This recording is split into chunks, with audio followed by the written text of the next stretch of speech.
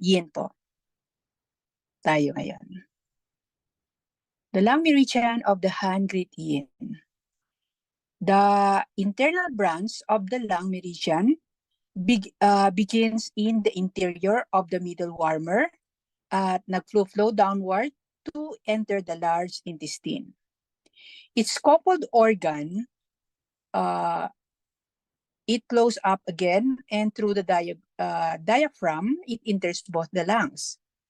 Nagtatravel po siya towards the throat and then to the shoulders and emerge as an exterior meridian between the skin and the muscles at point lung 1. The lung meridian continues as an exterior meridian down to the ventral aspect of the whole arm through the radial artery of the wrist along the thinner on the lateral side of the thumb, finishing at the corner of the nail po.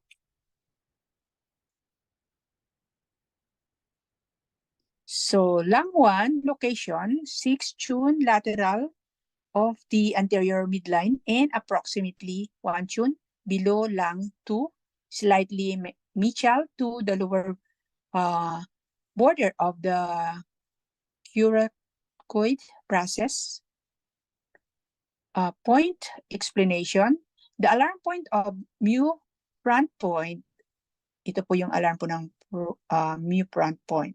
This would manifest pain if there is dysfunction of the organ. Needling, the point alleviates the pain and reduces the dysfunction. At this point is related to the organ and it is located on the front yin surface of the organ. It is also used to improve the cooling and calming of yin qualities of the organ. And next po ay lung 4 location on the medial aspect of the upper arm, 4 tune, distal to the end of the anterior axillary fold in the depression on the lateral border of the sulcus bicipitalis lateralis. Point explanation po. This is an oxygenating point for the entire body. It is interestingly located by raising the arm and touching it with the tip of the nose.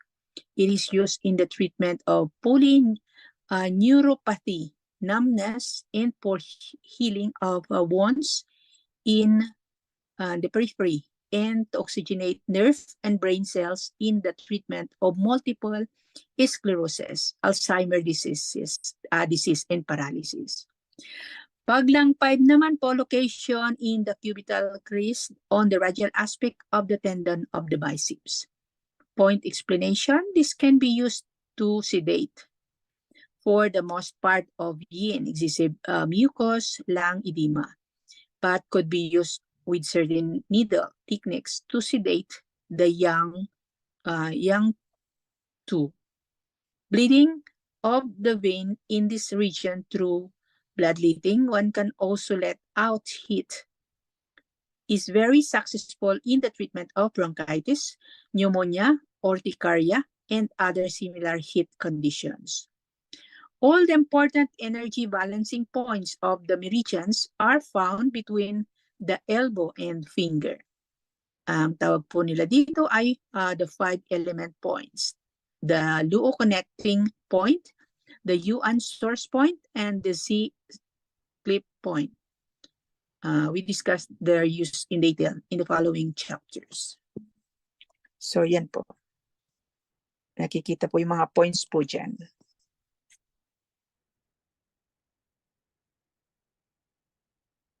Lung 6 naman, ang location on the line connecting lung 5 in the cubital crease, and lung 9 on the rest crease naman, joint space, 5 tune from lung 5 and 7 tune from lung 9.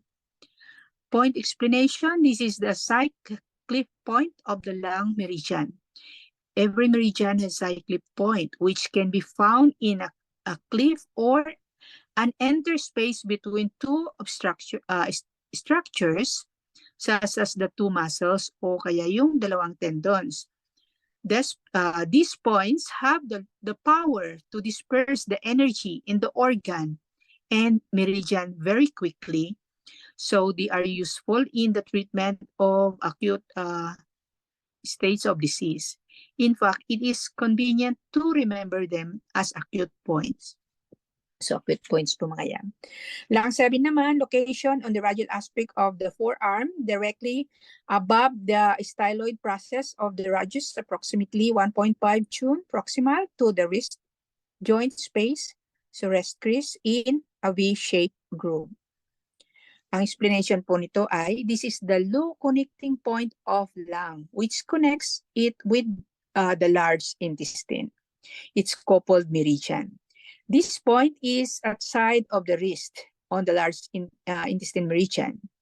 It is a very important point used as an area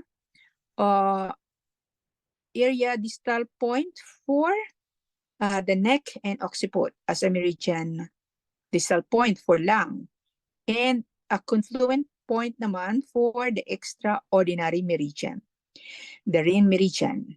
As the point is on the bone, it should be given with skin pinch, so kukurutin up away from the bone, and the needle pointing either in or against the direction of energy flow in meridian.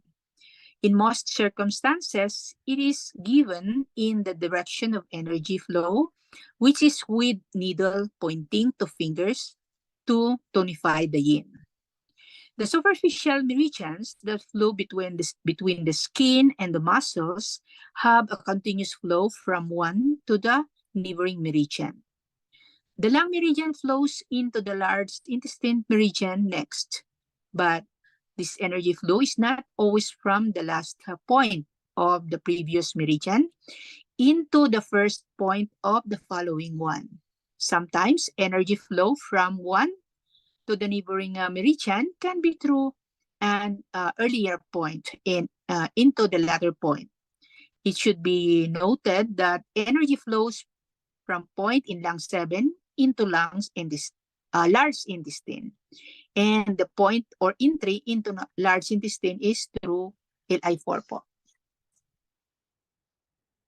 So, yan po yung kung saan makikita yung point po. Acupuncture point.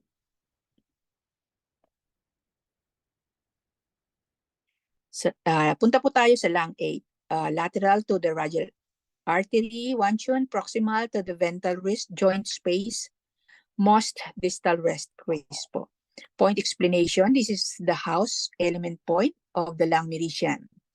Ibig pong sabihin that it is the metal point of lung, its own element.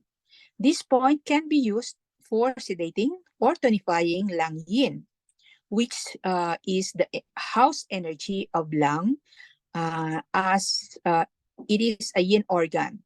Depende po on the tonification or sedation needle technique given when treating the point.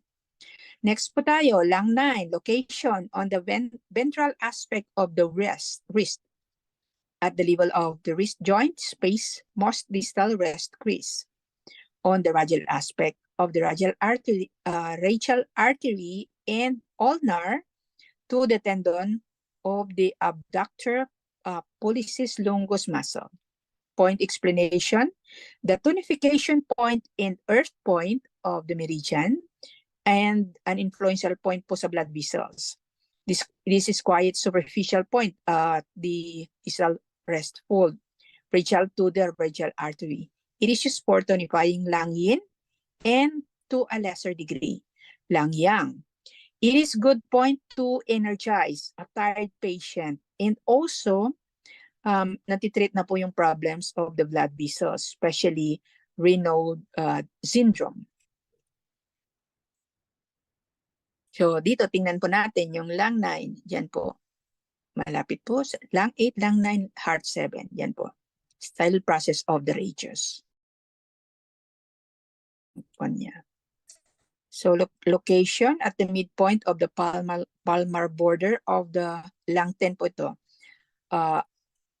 At the midpoint of the palmar border of the first metacarpal bone. Ang explanation po nito, the fire point and grandmother point o lung. This point is especially used to tonify lung yang and should be used in a respiratory illnesses, which worsens in wet and cold weather and improve in dry, warm weather naman. There are cold, damp, cold disease of the lung and respond well to yang tonification. Yan po nakikita yung lung 10. Punta po tayo sa lung 11, location on the thumb, 0.1 June from the radial corner of the nail. Ang point explanation, the last point of the meridian, often used for bloodletting in the treatment of inflammatory disease of the nose, sinuses, and throat. Ang note po dito, it is important to learn the interior flow of meridians as much as the exterior flow. Though there are no points on these inner branches, possible po to cause indirect energy flow in them with acupuncture. This enables us to treat many meridians with only a few needles. So, konti lang ang needles.